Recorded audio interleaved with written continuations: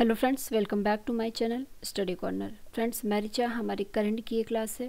Current की class daily morning में upload हो जाती है हमारे चैनल में, तो करंट की क्लास से आप डेली जुड़िए। हर दिन अपने लिए 10 मिनट का टाइम निकालिए। करंट की क्लास से जुड़ना आपके लिए बेहद ही इंपॉर्टेंट है, आपकी नॉलेज के लिए और आपके एग्ज़ाम के पॉइंट ऑफ व्यू से। दोनों ही नज़रिए से देखा जाए तो करंट बेहद ही इंपॉर्टेंट हो जाता है। वीडियो में अंत तक बने रहा करिए, क्योंकि सारे ही क्वेश्चन इंपॉर्टेंट होते हैं एग्ज़ाम के नज़रिए से।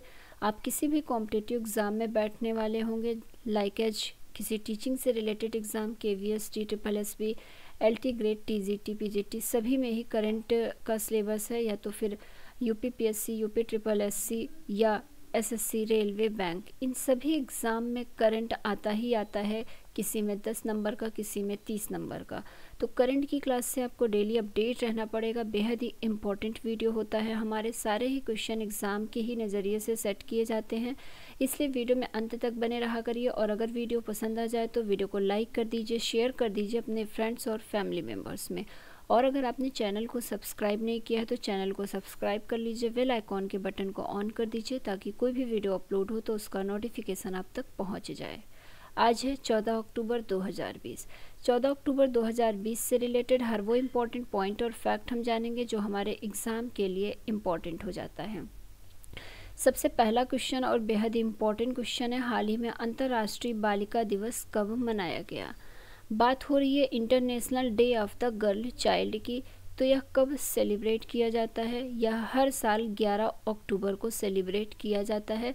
तो इसका राइट आंसर क्या हो जाएगा? 11 अक्टूबर। बालिकाओं को सशक्तिकरण बनाने के लिए, उन्हें सशक्तिकरण के प्रति प्रेरित करने के लिए हर साल अंतर्राष्ट्रीय बालिका दिवस मनाया जाता है। इस बार के अंतर्राष्ट्रीय बालिका दिवस की थीम की बात की जाए तो my voice our equal future, ये अब की बार के अंतर्राष्ट्रीय बालिका दिवस की थीम है। अब अपने नेक्स्ट क्वेश्चन में आ जाते हैं। हमारा नेक्स्ट क्वेश्चन है, हाल ही में 2020 का फ्रेंच ओपन खिताब किसने जीता है? तो मोस्ट इम्पॉर्टेंट ये क्वेश्चन है। कोई भी गेम से रिलेटेड क्वेश्चन होता है, किसी ट्रॉफी से रिलेटेड क्वेश्चन होता है, तो वो इम्पॉर्टेंट हो जाता है।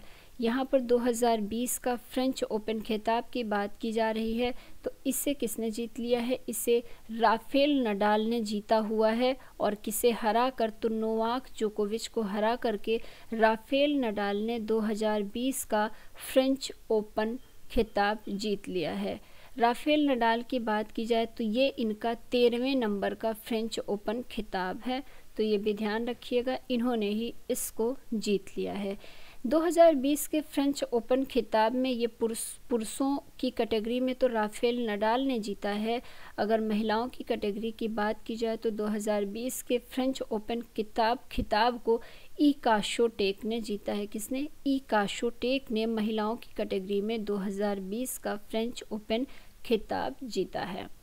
अब अपने नेक्स्ट क्वेश्चन में आ जाते हैं। हाल ही में पूर्ण ऑनलाइन प्रवेश प्रक्रिया शुरू करने वाला पहला विश्वविद्यालय कौन बना है? तो पूरी तरह से ऑनलाइन प्रोसेस होगी, एंट्रेंस से लेके सारी ही चीज़ों की, एडमिशन की।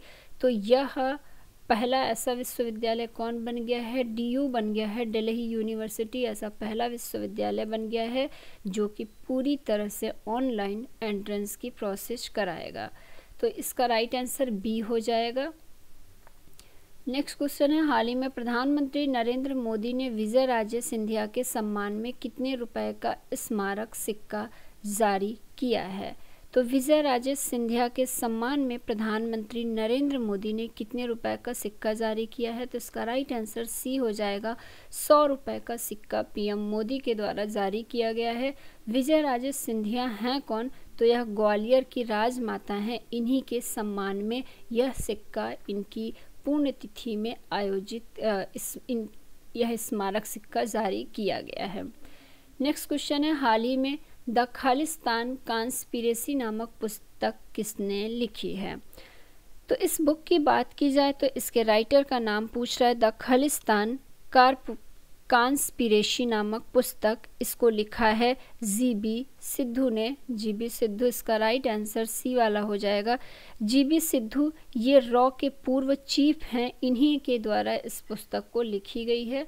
तो राइट आंसर क्या हो जाएगा? GB सिद्धू रॉ के ये प्रमुख हैं, पूर्व प्रमुख हैं, पूर्व चीफ जस्टिस रह चुके हैं। चीफ, सॉरी जस्टिस नहीं, पूर्व चीफ। नेक्स्ट क्वेश्चन है, हाल ही में एवा मोटो किस देश की एक दिन के लिए प्रधानमंत्री बनी हैं? तो एवा मोटो की बात की जाए तो यह किस देश की एक दिन के लिए प्रधानमंत्री बन गई हैं?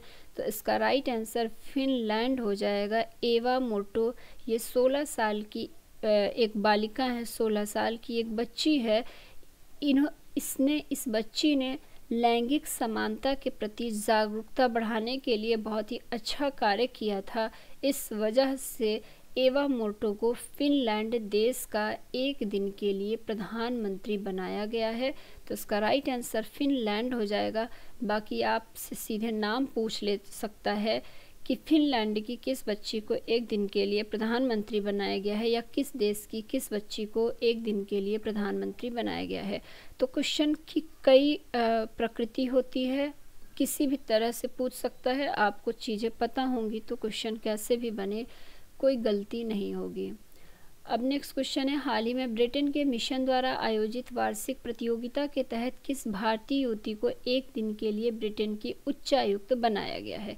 तो यहाँ पर भारतीय युवती की बात की जा रही है जिसे एक दिन के लिए ब्रिटेन की उच्चायुक्त बनाया गया है ब्रिटेन के मिशन द्वारा आयोजित वार्षिक प्रतियोगिता के तहत। तो इसका राइट आंसर हो जाएगा चैतन्या वेंकटेश्वर। इन्हें ही एक दिन का ब्रिटेन का उच्चायुक्त बनाया गया है। अब आगे आते हैं और अपने नेक्स्ट क्वेश्चन में आ जाते हैं। हाल ही में फेसबुक ने उभरती तकनीकी के लिए निर्देशक सार्वजनिक नीति के रूप में किसे नियुक्त किया है? तो यहाँ पे बात हो रही है किसकी, इनकी पूछ रहे हैं कि किस फेसबुक ने उभरती तकनीकी के लिए निदेशक सार्वजनिक नीति के रूप में किससे नियुक्त किया है? इसका राइट आंसर हो जाएगा सुनील अब्राहम। ए वाला राइट आंसर है। सुनील अब्राहम को फेसबुक ने उभरती तकनीकी के लिए निदेशक सार्वजनिक नीति के तौर पर नियुक्त किया है। अब बात हो रही है फेसबुक की, तो फेसबुक से रिलेटेड भी कुछ इम्पॉर्टेंट फैक्ट जानिए। जैसे कि फेसबुक की स्थापना की बात की जाए तो 2004 में फेसबुक की स्थापना हुई थी। फेसबुक के हेडक्वार्टर की बात की जाए तो फेसबुक का हेडक्वार्टर कैलिफोर्निया में है। और प्रेजेंट टाइम में फेसबुक के सीईओ की बात की जाए तो मार्क जकरबर्ग फेसबुक के सीईओ हैं। तो ये इतने पॉइंट हमें इस क्वेश्चन से मिलते हैं। अब अपने नेक्स्ट क्वेश्चन में आ जाते हैं। हाल ही में chess.com 2020 चैंपियनशिप के विजेता कौन हैं? तो chess.com 2020 चैंपियनशिप के विजेता कौन है? निहाल सरीन है। तो दूसरा ये गेम से रिलेटेड क्वेश्चन है।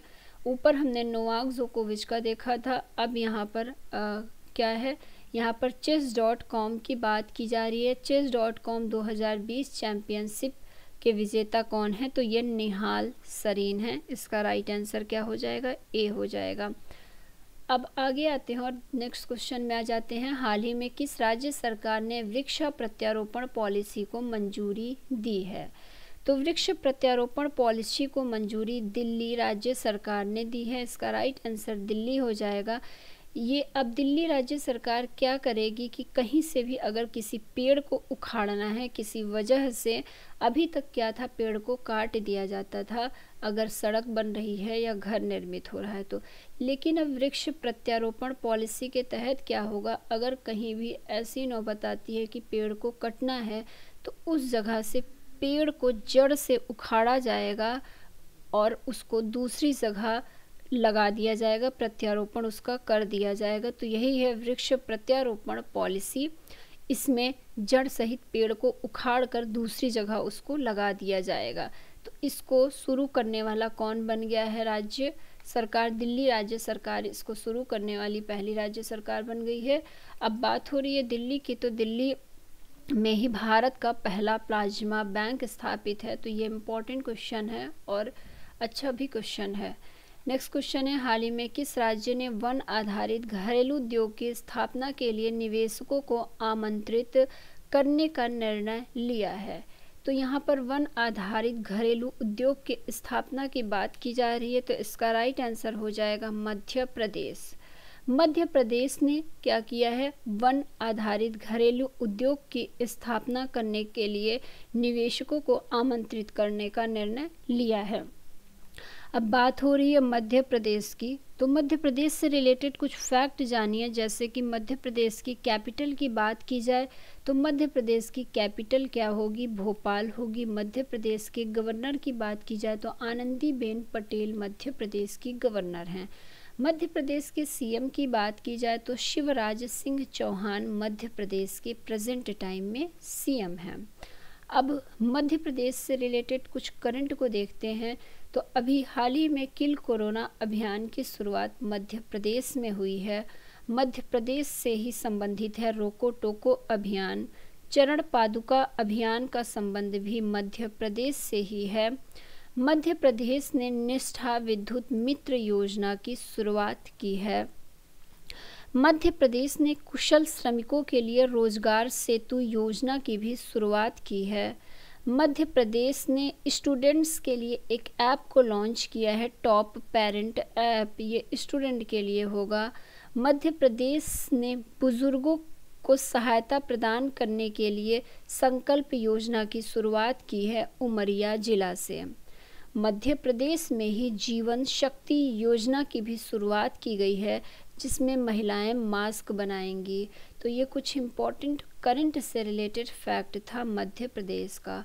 मध्य प्रदेश के कुछ नेशनल पार्क को जाना जाए तो मध्य प्रदेश में कान्हा नेशनल पार्क है, बांधव नेशनल पार्क है, सतपुड़ा नेशनल पार्क है, संजय नेशनल पार्क है।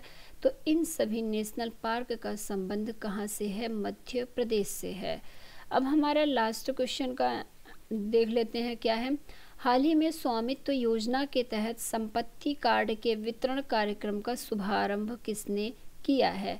तो स्वामित्व योजना के तहत संपत्ति कार्ड के वितरण का शुभारंभ हमारे प्रेजेंट टाइम में प्रधानमंत्री नरेंद्र मोदी ने किया है। तो इसका राइट आंसर ए हो जाएगा, नरेंद्र मोदी। रूरल एरिया में लोगों की संपत्ति के लिए एक कार्ड बनाया जाएगा। जैसे अभी तक क्या था, लोगों की संपत्ति का कोई उनके पास लिखित रूप से कोई ब्यौरा नहीं रहता था, तो जिस तरह से हमारे पास आधार कार्ड रहता है, हमारी सारी इन्फॉर्मेशन उसमें रहती है, उसी तरह से अब ग्रामीण एरिया के जो लोग हैं उनकी भूमि का सारा ब्यौरा, सारी जानकारी इस कार्ड में निहित रहेगी। तो यह संपत्ति कार्ड रहेगा जो कि नरेंद्र मोदी ने इसका शुभारंभ किया है। जिसकी संपत्ति रहेगी उसके नाम ये कार्ड बनेगा। तो फ्रेंड्स, ये हमारी आज की करंट की क्लास थी। वीडियो कैसा लगा हमें अपनी सजेशंस ज़रूर दिया करिए, और अगर वीडियो अच्छा लग जाए तो वीडियो को लाइक कर दिया करिए, शेयर कर दिया करिए अपने फ्रेंड्स और फैमिली मेम्बर्स में। और कल हमने एक वीडियो अपलोड किया था, आप लोगों को वो वीडियो देखना बेहद ही इम्पोर्टेंट है, बेहद ही हेल्पफुल होगा। वो अभी हाल ही में जो 2020 का नोबेल प्राइज़ मिला है उससे रिलेटेड वो वीडियो है। तो वो सारा नोबेल प्राइज़ हमने ट्रिक के माध्यम से समझा हुआ है, बेहद ही आसान शब्दों में, बेहद ही आसान तरीके से आपको 2020 के सारे नोबेल प्राइज़ के नाम याद हो जाने हैं, कितने लोगों को किस किस चीज़ का नोबेल प्राइज़ मिला है। तो वो वीडियो ना देखे हो तो वो एक बार ज़रूर देखिएगा, बहुत ही हेल्पफुल होगा आपके एग्ज़ाम के लिए। और अगर वो भी वीडियो अच्छा लगे तो वीडियो में नीचे जाइए, कमेंट सेक्शन में कमेंट करिए और करके बताइए कि वीडियो कितना हेल्पफुल था आपके लिए। अपने इस वीडियो को यहीं पर ख़त्म करते हैं, नेक्स्ट वीडियो में हम फिर से मिलेंगे, तब तक के लिए धन्यवाद फ्रेंड्स।